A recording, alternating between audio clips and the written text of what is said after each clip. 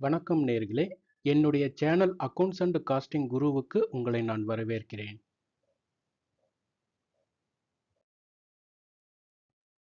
இன்னைக்கு வீடியோல inventory valuation methods like FIFO, LIFO, weighted average method, moving average method and standard costing மெத்தடை பத்தி பார்க்கலாம்.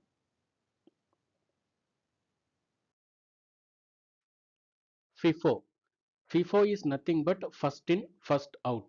அதாவது நீங்க முதல்ல பர்ச்சேஸ் பண்ணக்கூடிய மெட்டீரியல் தான் வந்துட்டு முதல்ல கன்சியூம் ஆகும் அல்லது முதல்ல சேல் ஆகும் அப்படிங்கிறது தான் first in first out method.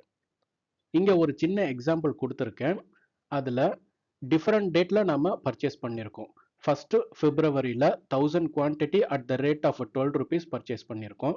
3rd பிப்ரவரியில 2500 quantity at the rate of 10 rupees purchase பண்ணியிருக்கோம். 5th பிப்ரவரியில 2000 quantity at the rate of 11 rupees purchase பண்ணியிருக்கோம். இப்போ கன்சம்ஷன் பார்த்தீங்கன்னா 7th பிப்ரவரியில ஒரு 1500 குவான்டிட்டி வந்து கன்சம்ஷன் பண்ணியிருக்காங்க. இதனுடைய ரேட் வந்து பார்த்தீங்கன்னா 11 ருபீஸ் 33 பைசே.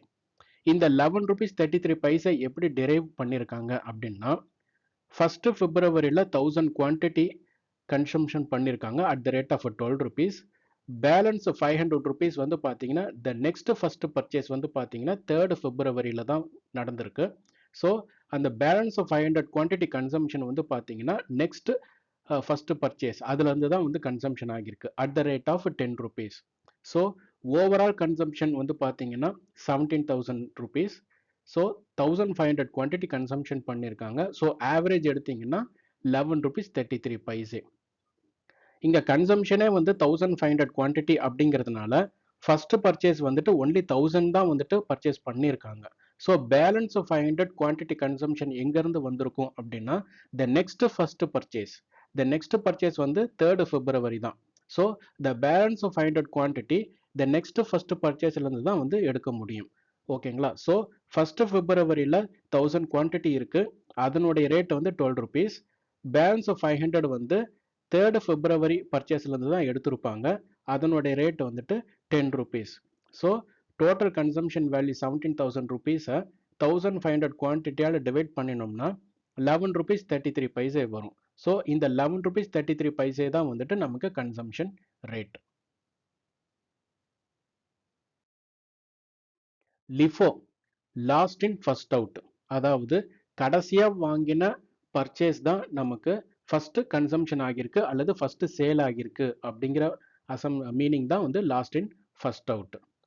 மீனிங் வந்து பார்த்தீங்கன்னா latest purchased goods are assumed to be sold or consumed first. இங்கே அதே எக்ஸாம்பிள் கொடுத்துருக்கேன்.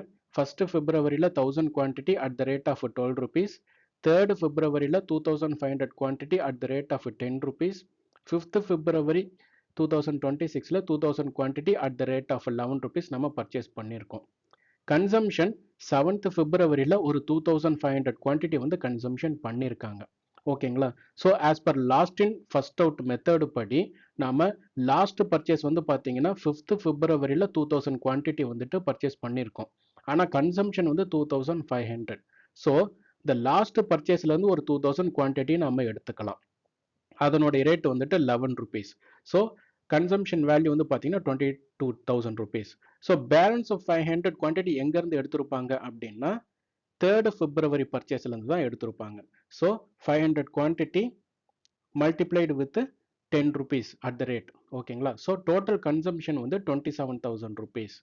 ஸோ தட் டிவைடட் பை 2500 குவான்டிட்டியால் பண்ணீங்கன்னா 10 ருபீஸ் 80 பைசே வரும். ஸோ இந்த 10 ருபீஸ் 80 பைசே தான் consumption rate for this consumption quantity of 2500 quantity.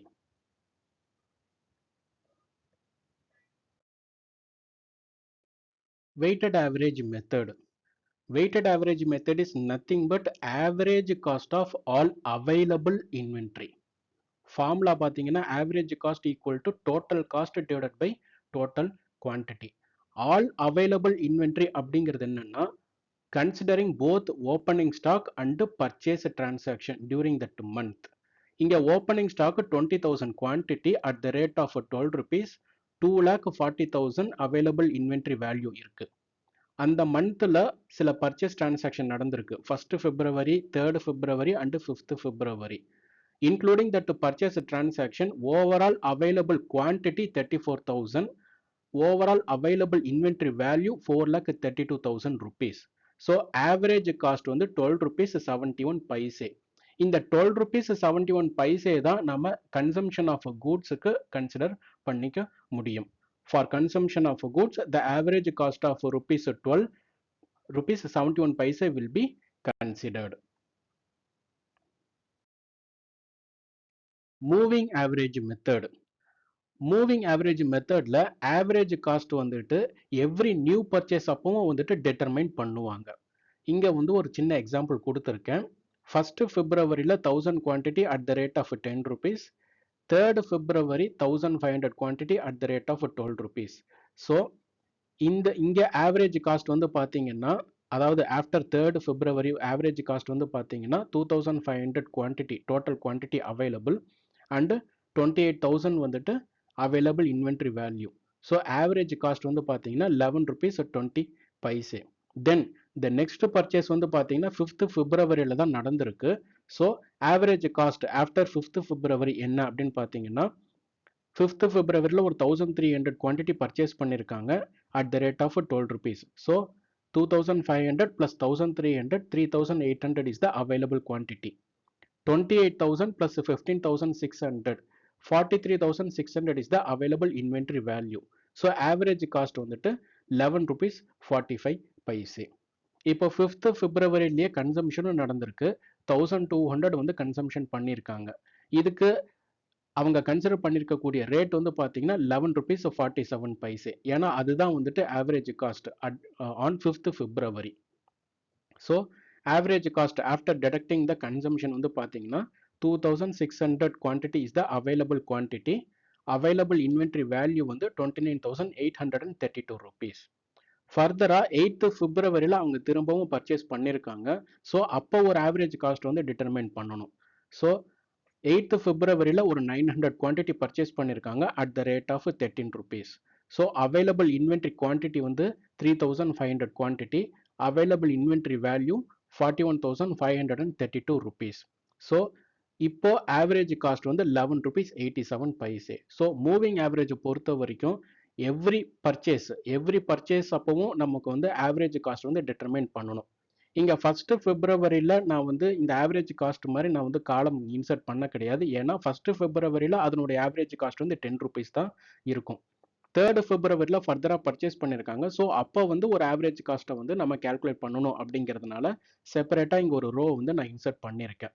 1st Februaryக்கு தேவையில்லை, ஏன்னா ரேட் வந்துட்டு 10 rupees தான்.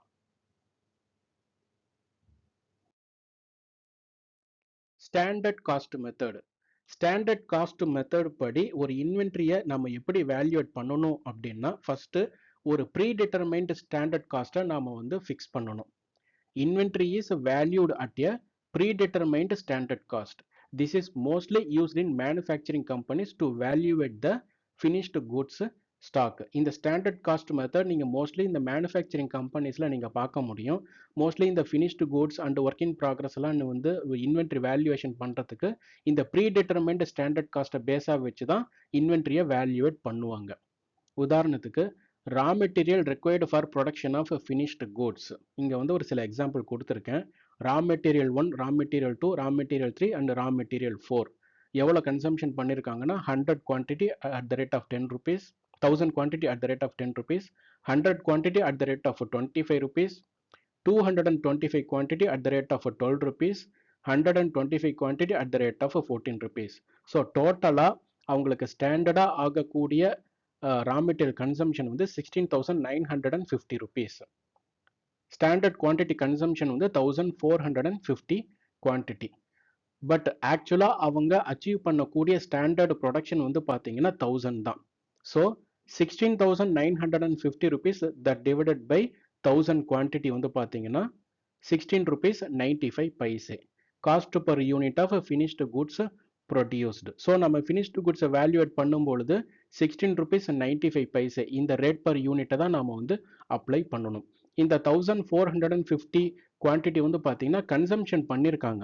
பட் ஆக்சுவலாக அவங்க ப்ரொடக்ஷன் எடுத்தது 1000 குவான்டிட்டி தான். ஸோ ரேட் பர் யூனிட் வந்து பார்த்தீங்கன்னா 16,950 that divided by 1000 quantity, which is what actually the production has been achieved. Inventory valued பண்ணும் பொழுது 16 rupees 95 பைசே தான் நம்ம வந்து அப்ளை பண்ணணும். இதுதான் நமக்கு standard predetermined standard cost.